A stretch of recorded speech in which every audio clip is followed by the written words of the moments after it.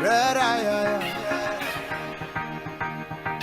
I love this kiss a bit. Bros, if you no love, I will see you. Victor Eddie, na na na. Yeah. Pray for grace, my G. I say pray for grace. Oluwa má gbàgbé mi, I want all this money. Don't want take the same step where I take last year when I work for me. Oh, Lord, as I dey grind, I dey hustle, bless me with this money. But on your hand that day, I say make you run out for me. Oh, if we don't make money, wait till we get. Wait till we get. If we don't buy the best, wait till we get. Wait till we get. If we don't get control, wait till we get. Wait till we get. This is Mainland 98.3 FM, the sound of Lagos.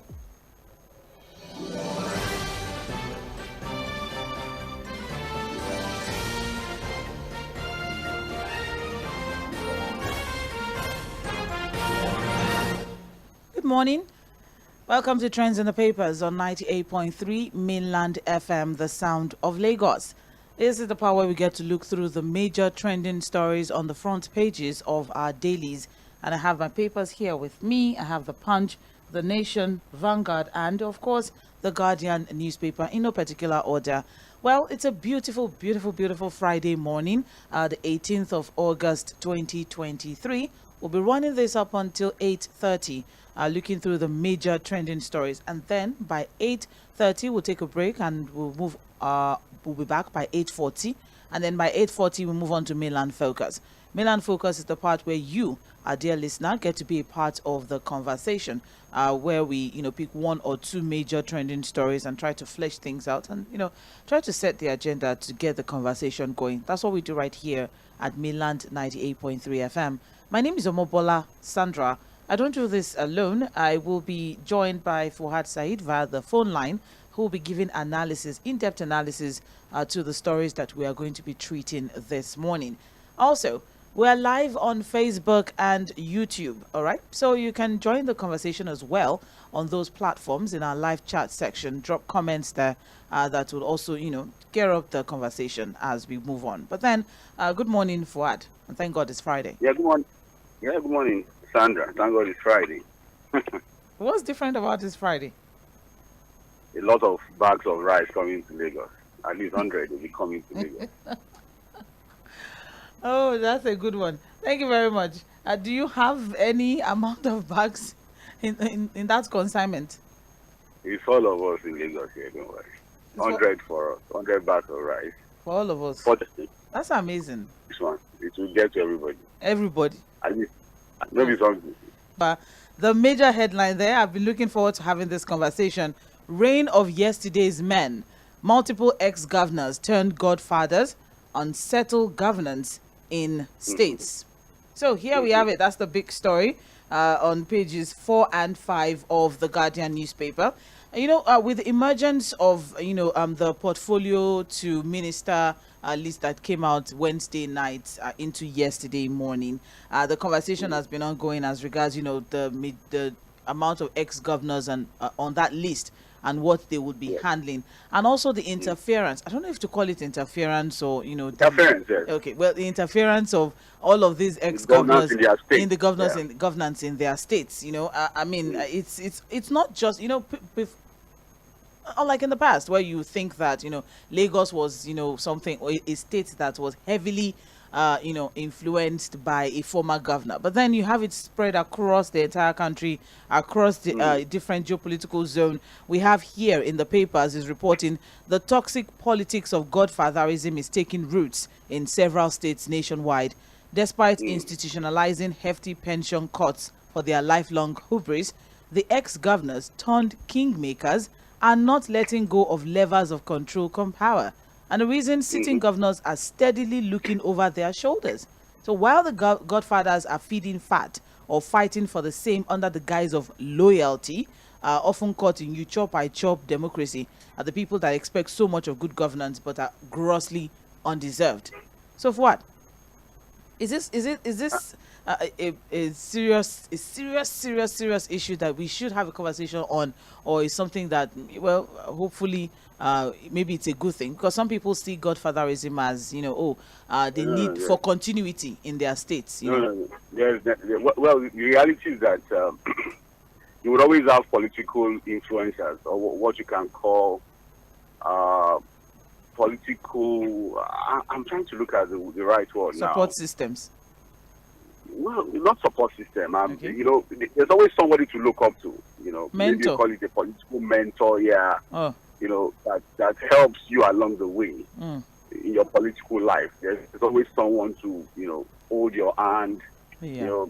Probably bring you into the system, give you the support system that you need. Yeah. But that would only make a lot of sense if it's about governance, if it's about the good of the people.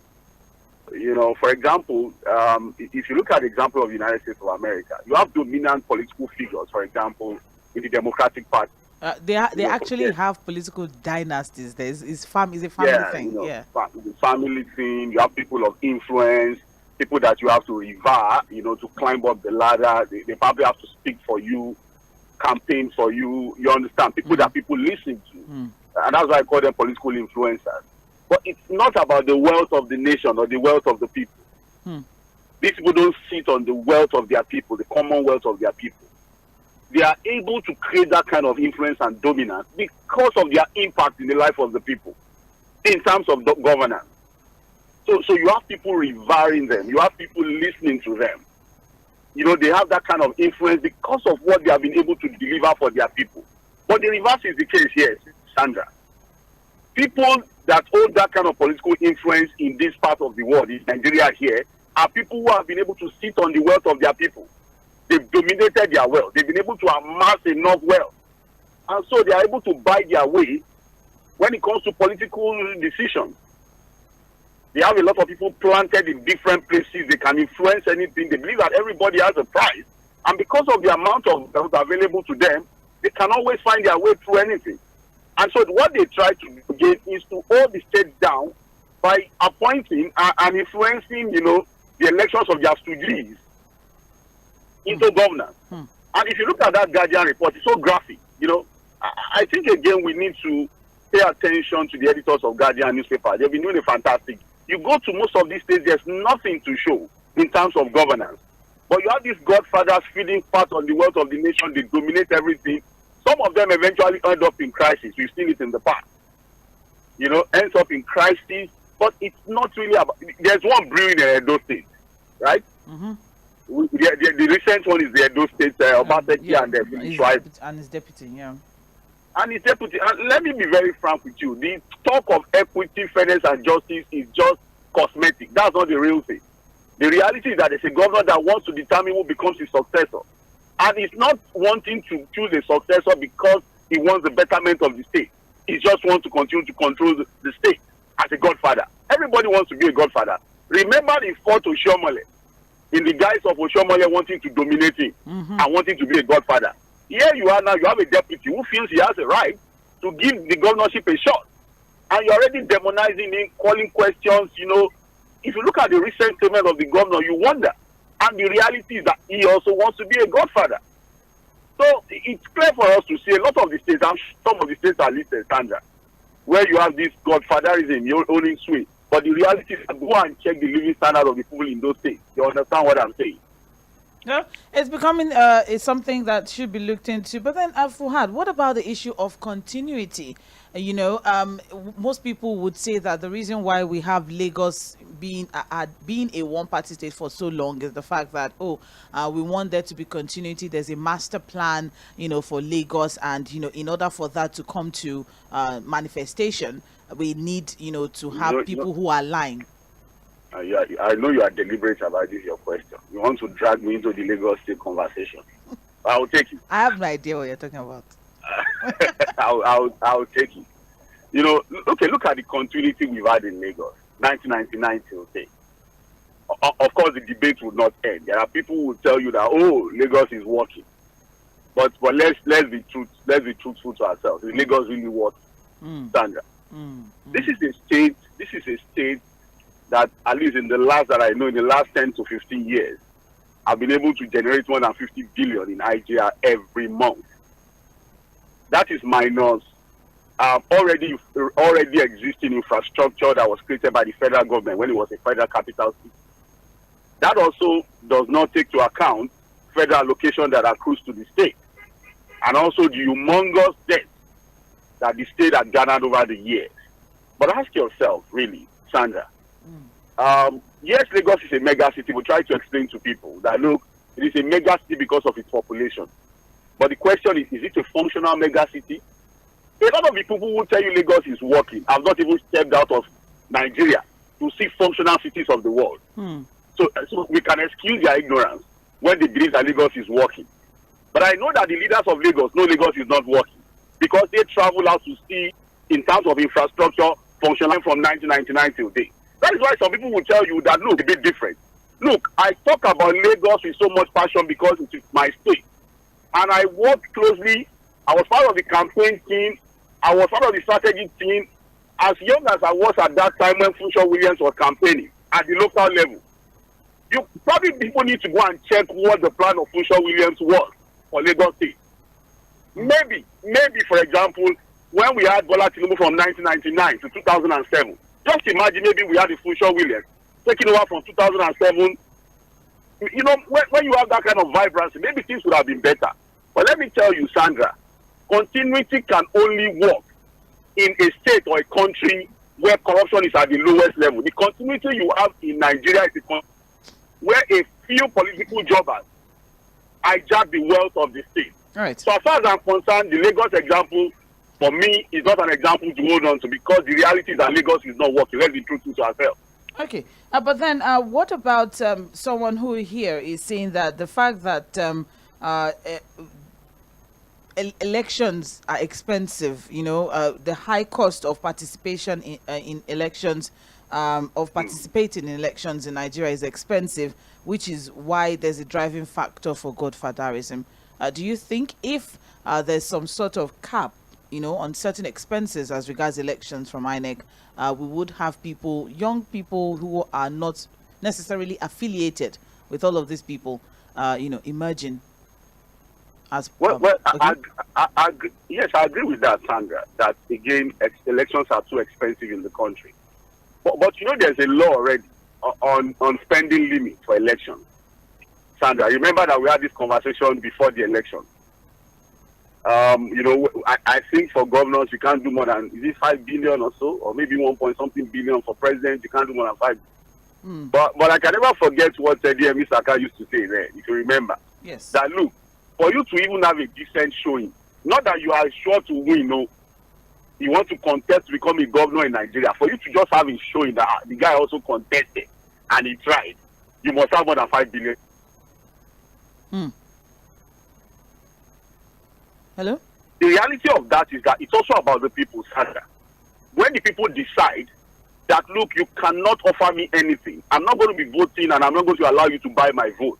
Because let me tell you, half of the expenditure that these politicians incur for campaigns is actually handouts to people during the election, buy vehicles to some party leaders, give people money. It's not really about posters or even publicity. It is about posters and publicity and campaign materials. They will not spend up to 20% of what they spend on elections.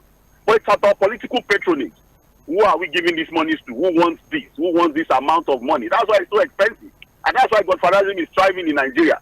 Because you need money. You need the support base. Who can give you the money? You know, you want to become a senator, the former governor has money to give to you. You want to become a rep member, there's a former governor that can give you money and say, okay, look, be loyal to me. Half of the state assembly members are sponsored by some of these governors to be there to do their bidding. So I understand that fact, but again, it is about the people understanding that, look, their destinies should not be bought. If you sell your vote, you sold your destiny to these politicians. Yeah. So it was good. Well, then that's the major story on the front page of the Guardian. The fact that the rising desperation of godfathers and their so-called wayward beneficiaries is increasingly affecting good governance. Wayward beneficiaries, as said, as stated by the Guardian newspaper, is affecting good governance in most states as decisions are mostly taken to satisfy the interests of the kingmakers. It also says here, today, new state governors are retaining commissioners and other political appointees of their predecessors. We also have the fact that others are, stake daily briefing and then suspend state functions, including cabinet meetings, until their godfather is, in the state. So that's the big story. It's a very interesting. We are even hearing that some of them submit the list of their commissioners for approval. They don't get appoint people without approval. They don't bond them well. They try it. That's amazing.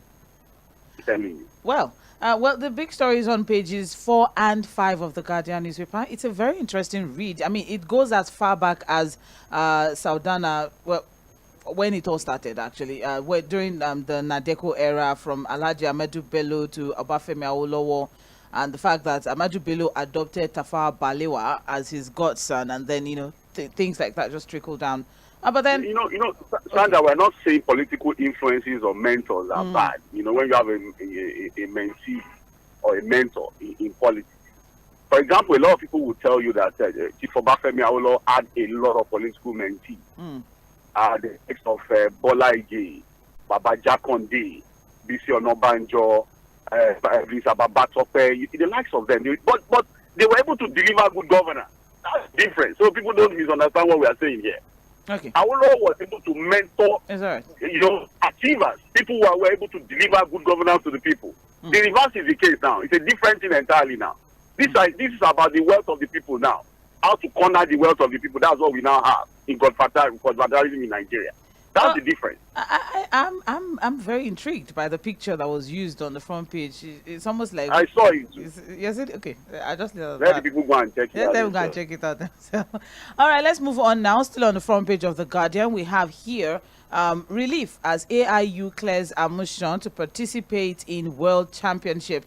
I think this is exactly. For all Nigerians, we're excited to finally hear this one. So the Athletics Association of Nigeria and many other followers have heaved a sigh of relief when Oluwatobiloba Amushan has been cleared of the dope charges leveled against her by the Athletics Integrity Unit of World Athletics. But I hope that she has also learned one or two from this particular ordeal going forward. But more details of that on page 2 of the Guardian newspaper. We also have here, ECOWAS defense chiefs declare readiness to invade Niger. And that is on page 6 of the Guardian. And there are riders to that. We have adopt diplomacy. A coup lasting over 24 hours is a success. Security expert tells Tinubu. Foreign powers more interested in looting Nigeria and Niger's resources, says Zak Zaki. Invasion is West versus Russia. Invasion is West versus Russia's new Cold War, says South African scholar. So, the stormy clouds of war are gathering ominously over the daring landscape of the Sahel after troops of ECOWAS yesterday stated its readiness to participate in a standby force that is preparing to intervene in the Republic of Niger. This is coming after a raft of trade and financial sanctions already applied since July 26. Military takeover failed to make the coup leaders succumb. So, Fuad, I'm just going to that first rider. I think that's what we're going to work with for this particular. That first rider. Yes. That first rider is it for me. All right. 24 hours. We've lost too much time. I think the ECOWAS leaders have lost. It's almost late now. Because the reality is that, look, these people have not been able to stabilize themselves and train themselves. There's a prime minister. Structure. We have a prime minister. In fact, I told you when we were watching that video. For the Chadian, fact that the Chadian president received the junta appointed prime minister in Niger, they're already giving them some form of legitimacy. That's just the reality. Call them whatever you want to call them. But for another president of another country to have received a prime minister appointed by the military junta in Niger, it's already giving them some form of legitimacy. And I agree with the fact that, look, any coup that has lasted more than 24 hours is a success. Even if you trace the history of coups in Nigeria, but if a coup is going to fail, it will fail within the first 12 hours, or even less than that. But anything 24 hours, we are talking about more than 2 weeks now. So I think what would happen, I think we are going to a point where the only thing that would happen, as far as the Niger issue is concerned, for it to, spiral into a bigger crisis is to negotiate with these guys. Negotiate with them to come up with a transition calendar. Maybe 6 months, 7 months, 1 year transition calendar. Secure the release of President Mohamed Bazoum. Maybe take him out of the country and his family, and decide whether he will be allowed to participate in future elections. I think that's the only option now. The military invasion thing, like I said, will not be taken off the table, but I'm sure it's not an option if you understand what I'm saying. But we've lost time. I agree that the ECOWAS leaders were not too tactical about it. If they wanted to do any form of military intervention, it would have been in the first 24 hours. But it's almost extremely difficult now. And we have to be careful again with a new Cold War, like you also read out in the rider. From the South African between the West and Russia. We have to be very careful. All right. There's also an analyst here who is noting that the coup in Niger is seen as a revolutionary government. And that's fair because they appear to be fighting against French domination in Niger, Mali, Burkina Faso.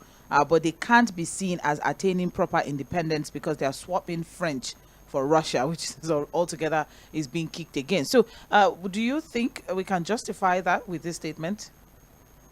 No. You see, I don't. They are fighting against French domination. You see, there's always an excuse for military guys to take over power. We agree that the West has always dominated Africa.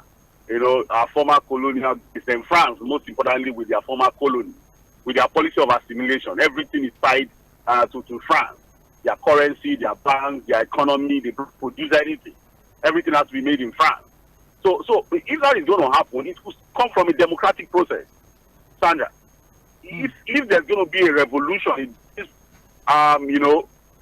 some of these colonies, tying down their former colonies, it will still come from a democratic process. It will come from a democratic leader having a different path.